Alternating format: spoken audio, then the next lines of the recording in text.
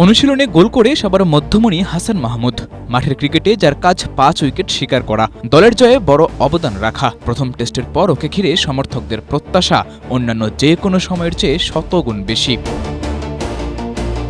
Hasan মাহমুদকে counter দিতে অস্ট্রেলিয়াও এনেছে পরিবর্তন। ম্যাট রেনশোকে ঘিরেই যত আয়োজন।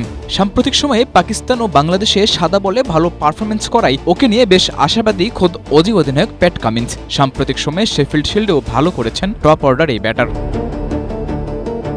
ম্যাকাই টেস্টে ম্যাট রেনশোর আছে ভালো খেলার অভিজ্ঞতা। 31 বছরের পুরনো এই মাঠে মাত্র 5টি ম্যাচ হলেও এই মাঠের সর্বোচ্চ স্কোরার দলের নতুন আসা এই ম্যাট রেনশো। তবে এই মাঠের পরিসংখ্যান বলছে পেসারদের পাশাপাশি শেষ দুদিন স্পিনাররাও এখানে ডমিনেট করতে পারে। তাই তো বাংলাদেশের জন্য ম্যাট রেনশো খুব একটা মাথা ব্যথার কারণ হবার নয়।